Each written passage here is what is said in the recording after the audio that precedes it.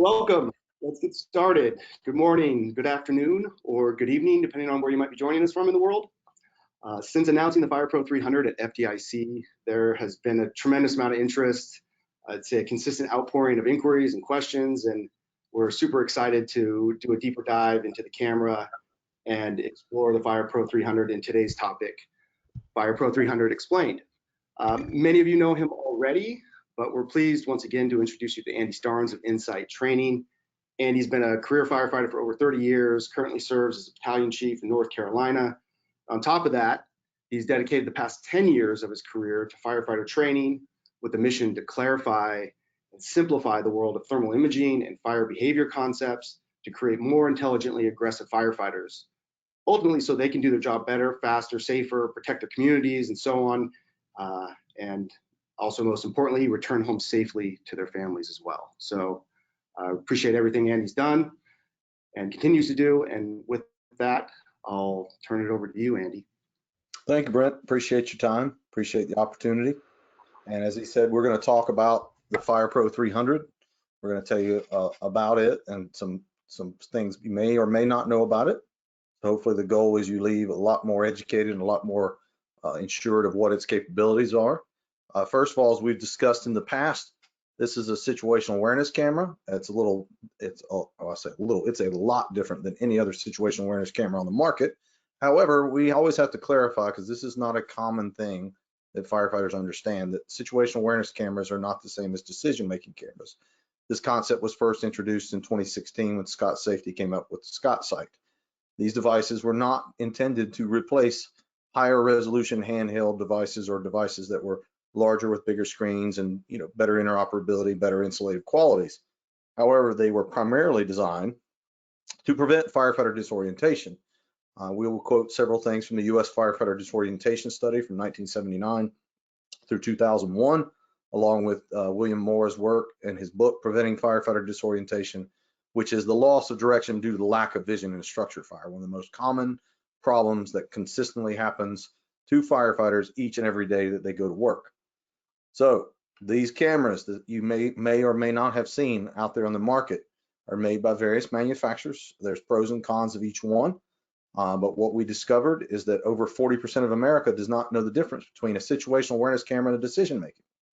And we're going to highlight the extreme differences in the FirePRO 300 and what it can do. If you need a refresher on that, Seek Thermal was kind enough. We did a webinar on this some time ago. That QR code right there will take you directly to that webinar on our YouTube channel. Please share it, subscribe, and watch. Share it with other firefighters who may not know this information, because our goal is to provide information for this to be common for everyone to know. And we can't do that if it's not free and it's not readily available. The value of these devices, ladies and gentlemen, cannot be overstated, because here's why. If you look at the fire service as a whole, typically there's one person with a thermal imaging camera on the fire ground. Not every firefighter has one. And when you look at how we get hurt, injured, and die, one of the primary contributing factors is disorientation. And then when you look at the number of injuries that happen from Maydays, not just line of duty deaths, but from 2015 to 2017, there were 63,000 injuries on the fire ground. 12,000 of those injuries were due to becoming trapped, caught, or lost, 18% of them. 46% of those injuries resulted in you as a firefighter being off from work. I don't know one firefighter who doesn't work a second job or doesn't stay home and watch their kids when they're off. That prevents them from doing other things when they're injured and out of work. These devices can help you get home, and that should be one of the best life insurance policies you should invest in, number one.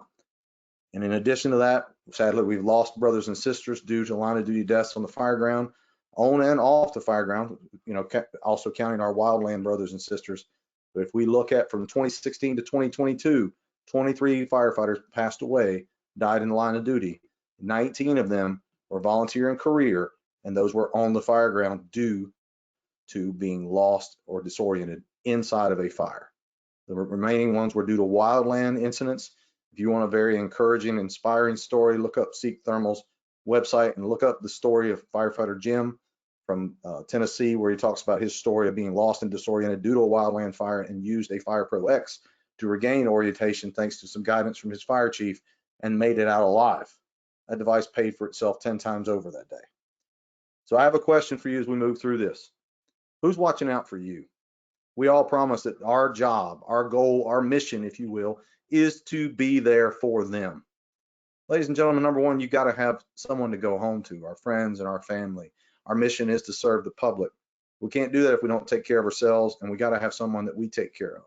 And out of 1.2 million firefighters in the United States today, out of 27,000 fire stations, or 52,000 fire stations, 27,000 fire departments, 800,000 roughly firefighters are volunteer or paid on call. I want you to think about that. Almost out of all the firefighters out there, the majority of them are volunteer or paid on call. They buy, in many cases, people like me, buy their own equipment with their own money. So when you have a device that is affordable, but also performs in a way that's never been seen before, this is a game changer and helps firefighters. Who's watching out for you? Who's going to help you get home? Because we all train and we all want to prepare for the worst, but there are certain variables in fires we can't control. So what happens when that plan finally comes to realization? I'm lost, I'm trapped. What's my plan B? How are you going to make that happen when you don't have a device that can help you? Now you do, and that is the FirePRO 300. My company, whether you know or not, was involved in the process of helping Seek Thermal. Seek Thermal did a tremendous job with this device, but I got to be involved in it, and I'm very thankful for it because they listened, and they listened to firefighter feedback. Things you'll see like the ergonomics of the device, the insulated properties of the device, being able to operate it with a gloved hand, and do something that no other device has done before, which is provide you data without a delay, and it gives you decision-making type power in a situational awareness camera without the expensive price tag, and allowing you to carry it, and it's extremely lightweight and out of your way. Nobody else has done that. Here's your specs on the camera. No other camera has done this either. The widest field of view on the market, but they also listen to how we carry the camera and how we scan. Anyone who's taken one of our classes has heard us talking about flipping the camera sideways, or what we call the gangster grip, because we invert the camera, turn it sideways, and gain that additional field of view, because typically cameras are oriented vertical by horizontal, and the horizontal number is larger. So if you look at the Attack Pro, it's 47 by 52. Well, Seek Thermal made this easy. So if I hold the FirePRO 300 straight, it's already set in the gangster grip orientation. So that gives me 52 degrees vertically. That allows me to see floor to ceiling in one shot in up to a 15-foot tall area. That is huge in helping us with our scanning and making it faster and safer and allow us to see more. Has a dynamic range of up to 1,022 degrees of apparent temperatures. You've heard me talk about that before. It's not a thermometer.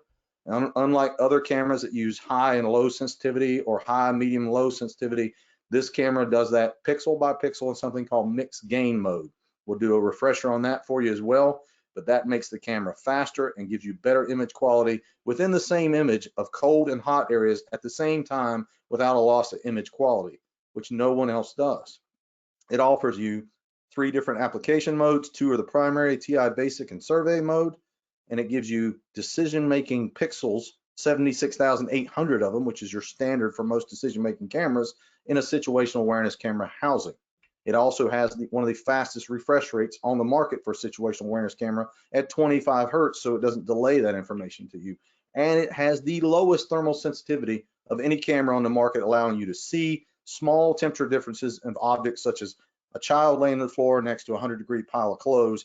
You'll be able to differentiate the difference, and it gives you all of this in a 6-hour battery life, weighing less than 325 grams, doesn't weigh you down, and it's built in a strong PPSU housing.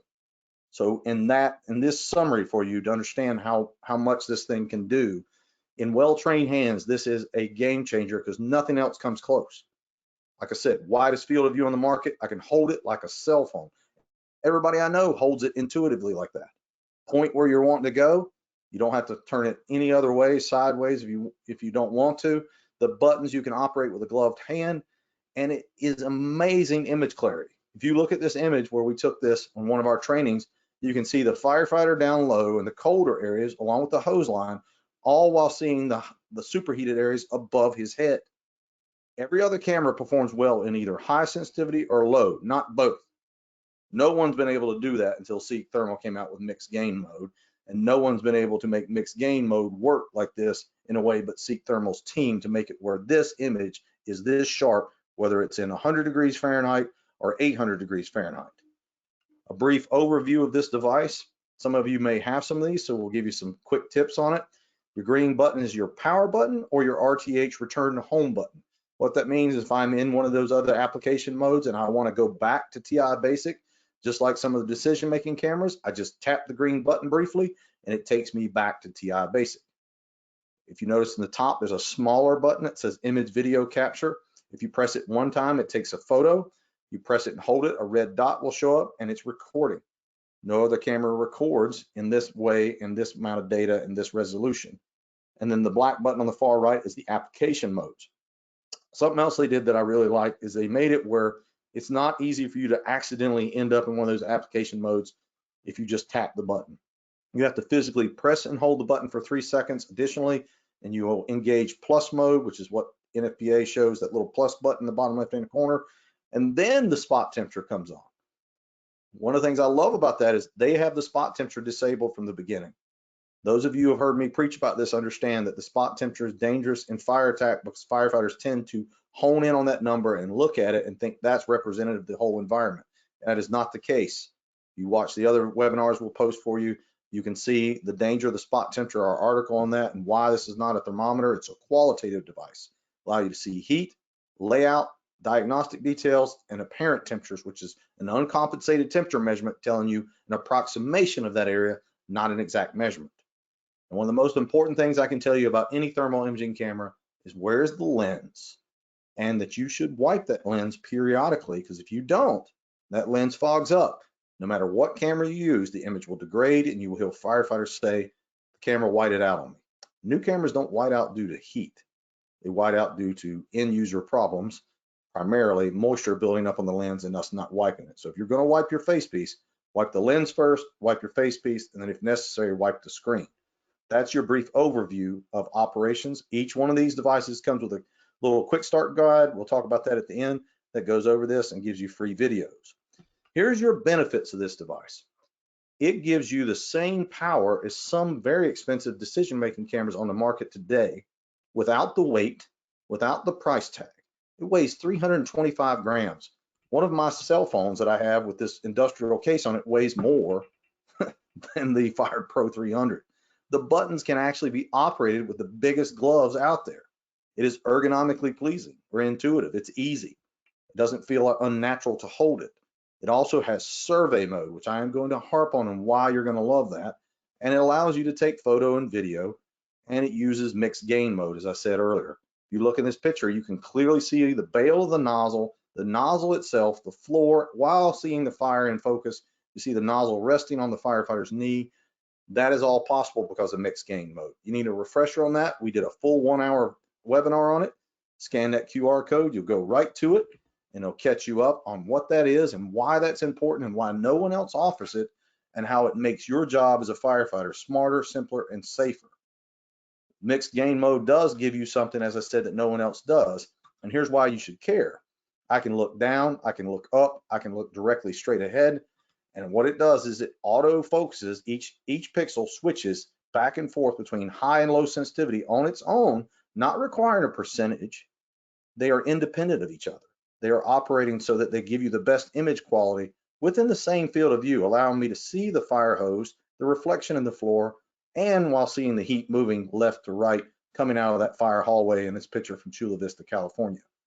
Little to no lag when scanning because delays as a firefighter can be costly. I don't have to interpret any icons. I don't have to look for the triangle that you see in a standard camera. And I don't have to worry about complex color palettes. It follows TI Basic, which is black, gray, white, yellow, orange, red, black being cold, red being the hottest. And you start to see color early at 302 degrees Fahrenheit or 150 Celsius for my friends overseas, but it shows it color earlier than anybody else, no matter if they show it at 302, because there's not a percentage of the pixel requirements. It does it pixel by pixel. So if one pixel is at 302, it's going to highlight it. And it's going to show you that threat and allow you to identify it. Because early colorization matters in the environment we work in. Let's get straight to the point. Doesn't matter if I tell you all this stuff, if I don't show you what this device will do. So the following slides will show you videos and photos of this product in action, because I don't believe in telling people about a product unless I burn with it. And boy, have we burned with it. So let's watch some of these actual examples of, here it is at the West Virginia Public Safety Expo, side by side with those two shots, the Max Firebox at SEEK headquarters with the FirePRO 300. You can see that fade in they did to show you the difference between an optical and a thermal view. Look at this one at West Virginia Public Safety Expo again, looking outside and inside, thermal layer, firefighters. There's our Max Firebox looking at the diamond plating, showing the emissivity of the object, how it's shining. Look at the convection currents rolling over the top. You can see through the colorization like you can on a decision-making camera. Look at the clarity of the firefighter from a Mayday or RIT perspective. I could clearly, easily identify components on the firefighter's gear, their air pack, their EBSS hose. I can see the hose line, the nozzle, the thermal layer, the floor. I can see, period. Survey mode is a game changer because it colorizes temperatures at 150 degrees Fahrenheit, showing me things I wouldn't normally see if I rely on grayscale, especially if it's something that's not as hot as what firefighters think is a threat when it really is, because we often judge heat based on what we feel instead of what the victim is experiencing. So we need to change that. So let's talk about those color palettes and how they can help you. I'm a big fan of fire mode and survey mode. Don't like turning on the spot temperature, that's plus mode. So if you want to do that, that's up to you, but we highly discourage using the spot temperature in fire attack. I can provide resources for you to look at that, but I want you to look at these two pictures side by side, fire mode versus survey mode. Relatively the same shot, one they moved in and one they moved a little further down the container. You can clearly see the firefighters in fire mode because of the grayscale, and it colorizes temperatures at 302. See the thermal layer above their head. Whereas in survey mode, where it highlights it at 150 when I'm further away from the fire or I'm in a cooler environment, or as my friend Mike Chapman used to say, I should use this early or late, I'm looking at the threat a lot farther away, which would cause me as a firefighter, if I saw color, to open the nozzle earlier and deal with that threat and mitigate it. Firefighters typically don't respond to grayscale like I would want them to. And that's me included, because under stress, it's very difficult in a nasty environment to recognize which shade of gray is hotter. So let's look at a video showing this side by side for you. There's fire mode and then survey mode. Notice the grayscale clarity versus in survey mode, the grayscale has been replaced with like a light blue color. So you know you're in survey mode. You don't accidentally hit a button and not know where you are. Two things, the blue, and then the blue as far as the actual color bar showing you what temperature range you're in, because the max temperature range is 300 degrees. Excuse me. Clear, sharp image in grayscale, earlier colorization in survey mode. We don't recommend using the survey mode in high heat environments because you'll get saturation. But if you're early in the process, size up, or remote from the fire, or late during overhaul, or looking for heat sources, it's a great feature to have, which I'll show you some of the benefits of that. And this is one of those. I'm far away from this burn building, and I'll play this video, and we're talking about exterior use. No, this is not a decision-making camera, but I need you to consider this concept with me for a second, because a lot of you are going to come sending me nasty emails saying, you're using a situational awareness camera and a decision-making capability. Do you know how many firefighters I talk to that buy their own camera, operate by themselves independently, and don't have a decision-making camera and don't have $3,000, $5,000, or $6,000 to go buy one? But they have enough money they can buy a cell phone, which means they could buy this device. So if they're walking up and they're going to stretch the line to this building, and they see this in survey mode, highlighting heat on first floor all the way across and all the way up to the second floor, versus grayscale, it's hot. I see convection currents come out the second floor, but I really can't tell quickly where the problem is. So is that quick look for that nozzleman or that person about to go force the door, about to do a split search, if they're lost, need to regain orientation during overhaul? And more importantly, ladies and gentlemen, you run, as the United States, run over 1 million fires a year. You know how many false alarms the United States runs? Almost 3 million false alarms a year. How many of those are odors of smoke, odors of electrical, and you wish you could find the problem faster? Well, with survey mode, you can do that. So this is not just one device that does one thing. It can do a lot of things for you as a firefighter when you're working. This is also another benefit is I'm having to vent enter search a building. I need to know where I'm going, what's the most highest area of thermal threat versus lowest area of thermal threat, where are the victims, what if I'm forcing entry, what if there's heat around that door, should I be ready, where should I place my line, what if you're doing vertical ventilation, would it help you to know where the heat signature is on the roof? This is where independently operating firefighters now have an advantage. And I'm going to probably get some flack from people who go, no, they don't operate by themselves. Well, I hate to tell you, I know more firefighters that are 2 in, no 1 out. And I can quote the fire departments that are responding with less than 10 firefighters total to a working fire and not all at once. So they have to do more with less, and they need a tactical advantage, and this device can do so. You look at this window on this burn building, I want you to notice what happens when we switch to survey mode.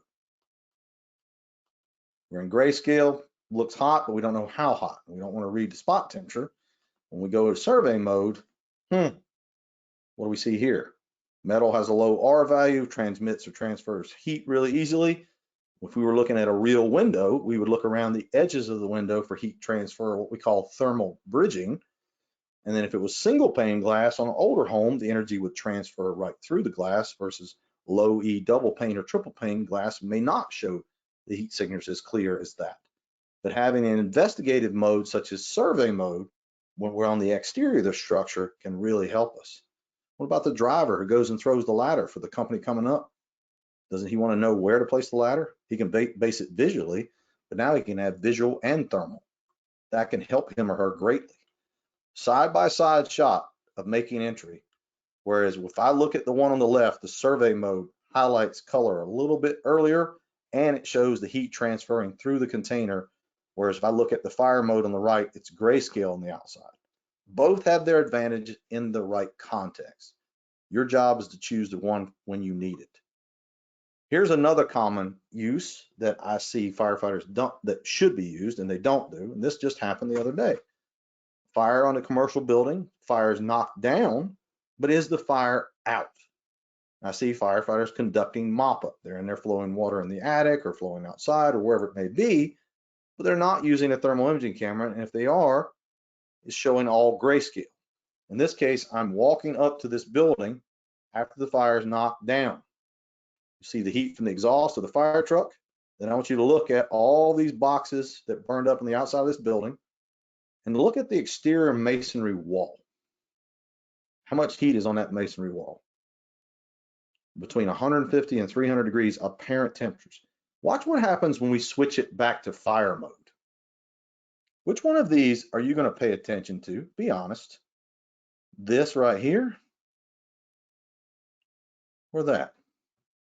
Especially when I see firefighters only holding the camera for a matter of seconds. Yes, I can see the heat on the ground. Unless you're going to put your hand on that wall and realize the hard way, that wall is extremely hot. The movies did lie to us, ladies and gentlemen. There are more than 50 shades of gray. And early colorization matters. Because under stress, we need a quick, easy way to identify that's hot and we need to cool that before we leave and then go back to the fire station and hear the dreaded tones go off 2 hours later, having to respond back for the dreaded words rekindle. Don't miss the fire after the fire. Because everybody thinks because the visible fire has been put out, the problem has been removed. That is not the case. Overhaul is not fun, but it can be made easier. Here's one of the issues that firefighters face on a daily basis inside of a fire that could be remedied or assisted by a high resolution thermal imaging camera. You read about it in NIOSH line of duty death reports. You hear about it close calls. You listen to or read Don Abbott's work on Project Mayday. You hear this statement made a lot. Firefighters are unaware of changing conditions. In my opinion, that's due to lack of visibility and the improved thermal protective performance of PPE. In other words, they don't feel heat until it's too late. And when they do, their gear is saturated with energy and they're done. Whereas if they had a device that allowed them to see the threat and respond fast, such as the FirePRO 300 that does it at 25 hertz with mixed gain mode, they can make better decisions. It gives them early colorization to identify the threat before actual flames overwhelm them, and it gives them improved image clarity such as this, where I could clearly see the floor, the hose line, the firefighters, and the thermal layer over their head radiating heat down upon them. Look how clear this is when I scan. No lag, no delay, image sharpness, top to bottom, floor to ceiling, and that firefighter is clear as he or she can be.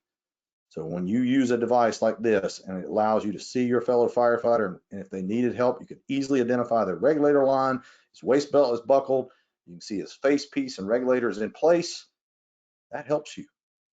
That's the locate and assess portion of the last acronym in RIT classes.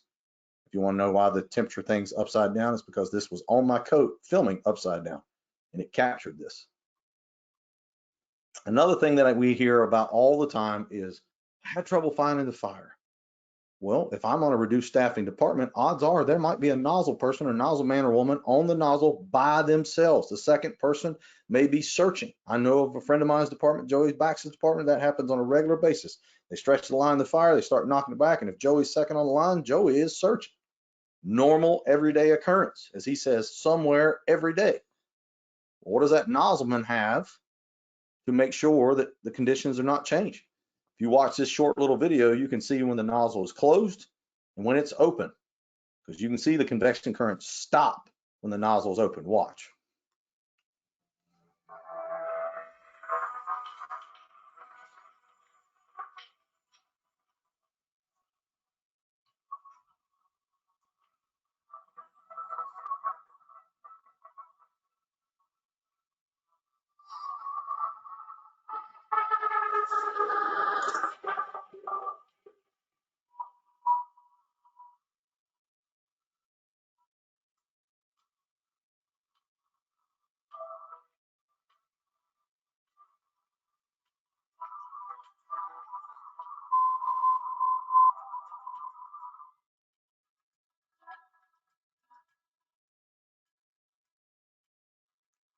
Pretty profound, but if you look at this, you can see right here, when the nozzle is closed, all that thermal rebound comes back.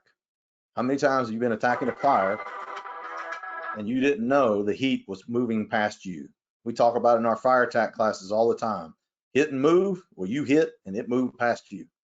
A quick check with this device that doesn't get in your way, it's lightweight, doesn't take away from the nozzleman's abilities to do their job, allows them to stay on point, stay on task, flow water in the right direction, don't miss superheated areas, and make sure that the fire is not overrunning them or getting past them and hitting people behind them, i.e. like the firefighter at the top of the stairs pushing line down for them. That's one of the most dangerous positions, by the way. So this can be extremely valuable for them. What if you're the company officer at the back and you had to break off and do a search? And this is the only camera that you could afford personally. If you look at the current models out there, this one's going to give you the best performance with the best price tag, and it's going to fit easily on you without getting in your way. And this is an example of a search evolution using this device. I want you to look at the image clarity in what we call the uniform temperature environments, which is the worst case scenario. That's when everything is almost the same temperature, but if you look closely, you can see as he is standing at this doorway or kneeling at this doorway, the convection current's moving over his head. So the fire is in that room and moving out of that room, moving hot to cold. A firefighter doing an oriented search who's at the door could watch over a crew or watch over another two firefighters, one in each room. They could split search, having these each in their hand, which I think is the future of searching myself, as firefighters operating independently, close by, room by room, vectoring back together and moving as a team through the environment. They're not able to lose their position and they don't lose orientation. They don't stare at the camera all the time, but they use it as a point-to-point reference, scan the room, go to work, gain back, come back to their firefighter, move with that firefighter with purpose back to where they need to be. Use it to find secondary means of egress if you get trapped. This device can save firefighters' lives, and that is something that shouldn't be overlooked. I told the team at Seek Thermal recently that they should be proud of what they've done, because no other situational awareness camera on the market can give you this level of performance for this price point and help firefighters make a difference. And I'm telling you, from the big stuff to the little stuff, it can make a difference, and it's basically something you shouldn't overlook. You don't believe me, I'll give you an opportunity to try it out at the end. Make sure you test every camera. And look at this, during overhaul, this is a recent fire we went to, it can really help you a lot. But here's my caution with overhaul. is probably the most misused use of thermal imaging, because firefighters read the spot temperature. In this example, you can see that it's saying that it's 90 degrees Fahrenheit in there. Well, we know it's not. That is an approximate measurement of that 2x6 or 2x4 truss that's in this house. So lightning strike to a hip roof with spray foam insulation, burned all the insulation out, also burned up all the ductwork. Well, if you know the flex ductwork, when it burns it out, it leaves behind wires everywhere, which can get you entangled, such as here. I want you to notice when we scan looking up, you can see the superheated areas that have not been cooled, where our current camera does not show this till 302 degrees, with this highlighted at 150. There were some of those wires hanging from the ceiling that got wrapped around many a firefighter when they were walking through there. What if this was a smoke-filled environment you couldn't see and got wrapped up, tangled, and disoriented? I mean, these wires are a lot worse than that dreaded entanglement box. But you can clearly see the ductwork that's remaining. You can see the superheated areas. Overhaul is not the sexy part of firefighting, but it is a valuable, important part of firefighting, because if we don't do it right, we will be back. We don't want to be back for that reason. We want to be back to check on the homeowner and help them out, but we don't want to be back for the dreaded rekindle. And let's talk about the most important reason you should have this device, so you can go home. Ladies and gentlemen, there's one reason I do this. I want to save firefighters' lives. Yes, I know firefighters are going to rescue people. I know they're going to save lives regardless of whether I get out there and help them or not.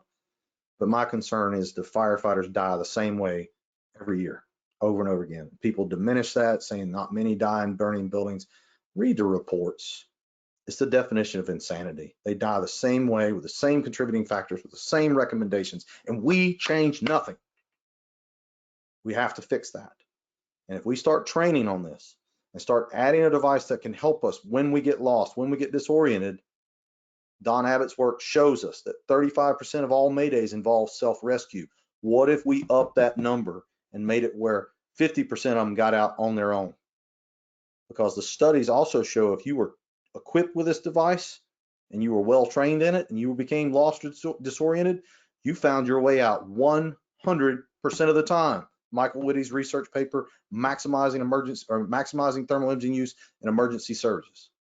A trapped firefighter may also be able to relay information of where he or she is at to the RIT team by identifying objects around them, which we'll talk about object and hazard identification here in a minute. A trapped firefighter can use the TIC to assist them in locating small objects that they may become entangled in, because guess what? Every other thermal imaging camera on the market focuses in on objects at 3 feet away or further. No other camera can focus in at an object at 12 inches than the Seek FirePRO 300 or the Seek Attack Pro. So that means I can hold that in my hand and work on a downed firefighter and identify their regulator line, or I could hold it and point it at myself and see that I have wires wrapped around my shoulder or on my bottle or whatever it may be, depending on how flexible you are. This can help save firefighters' lives. And in addition to that, when these Maydays occurred, this is Don Abbott's work. I don't know if you're familiar, but he passed away. He did a phenomenal work in Project Mayday.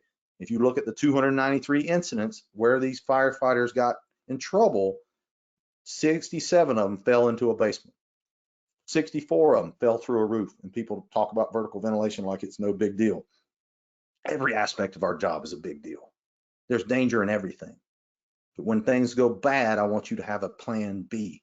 53 of them had an air problem. 41 of them got trapped or entangled, and people laugh about that entanglement box. I think that's something you need to reconsider. My friends at Performance Under Pressure do a great job with that. And Basil Ibrahim does a great job with his classes as well. 42 of them got lost or separated from a line. Do you know that the textbooks still say that we should be on a hose line, be on a wall, or on a search rope? How many of you search staying on a wall, stay on a hose line, or stay on a search rope? I would argue 99% of you don't. You move off of that line so you can search the areas where the victims are found. So what happens when you get off that line and you do get disoriented? 18 of them had a Mayday because they lost communications. 9 of them had a medical event. And this one to me is the most profound, is 45% of the Maydays occurred operating above the fire. What happens when you go above the fire as far as conditions? You end up with high moisture content, you can't see, you get high heat, and you're not aware of changing conditions till it's too late.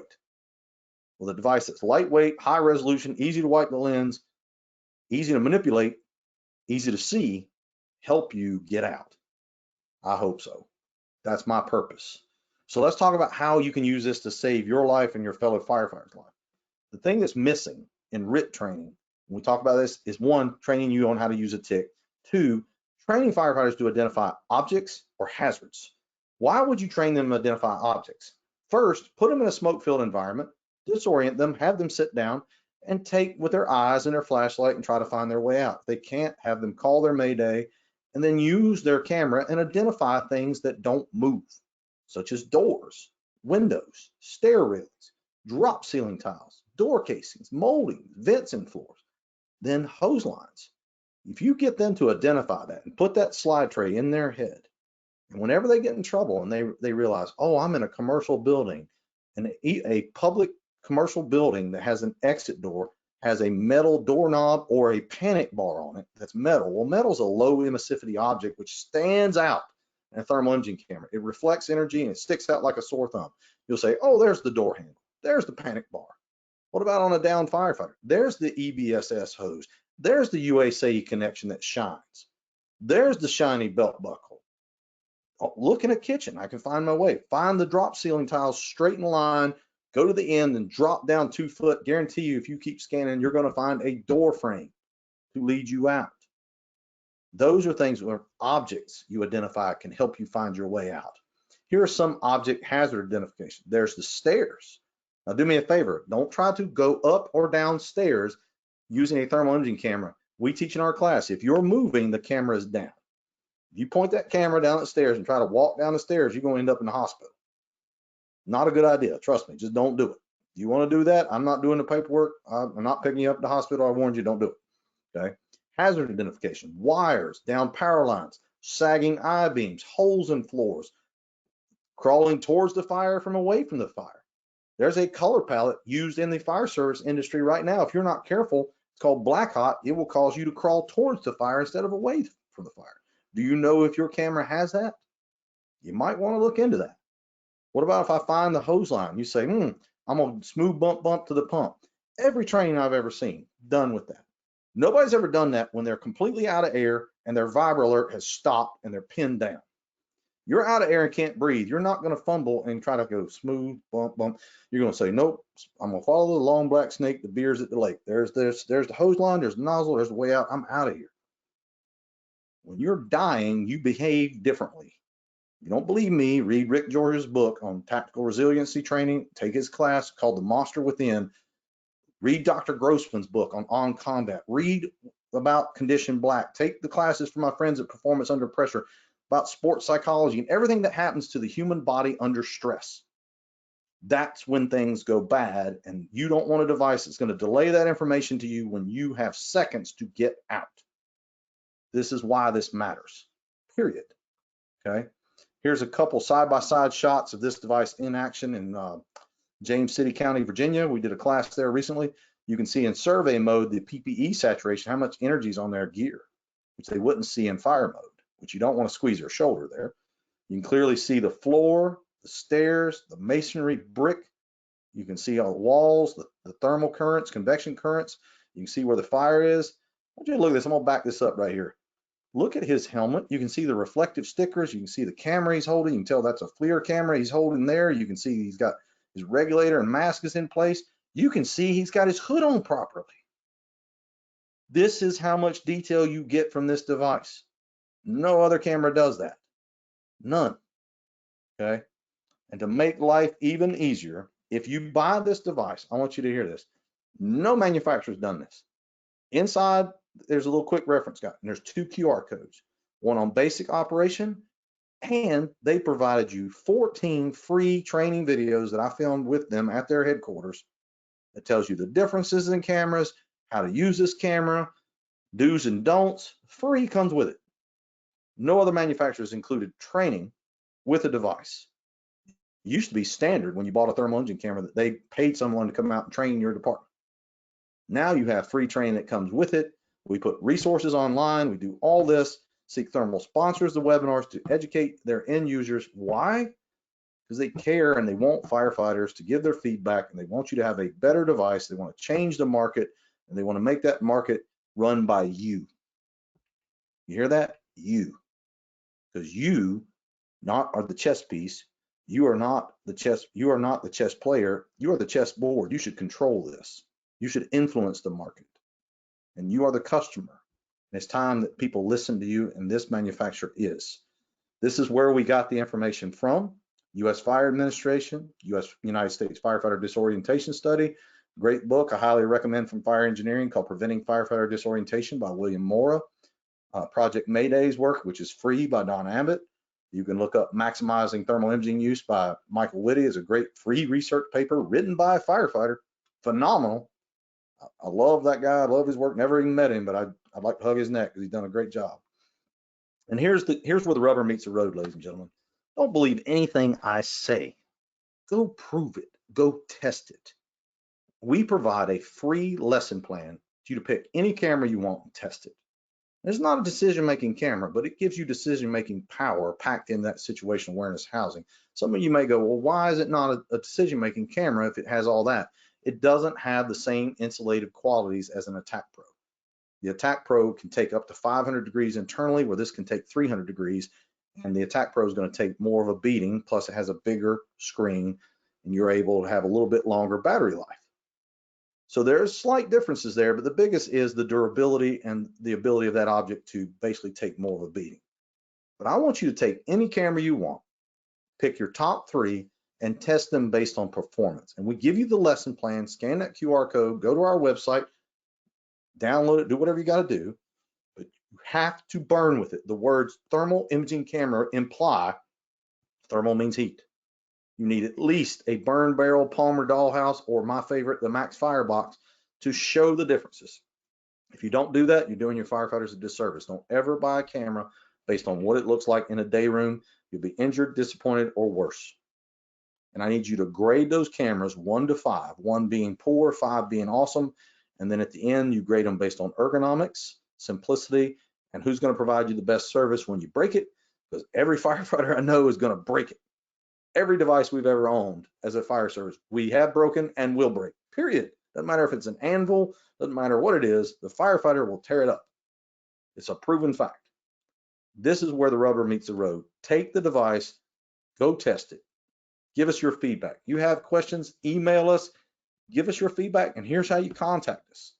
There's my cell phone number. You can text me. Don't call me after 10 o'clock. Wife will get upset at me. Don't do that.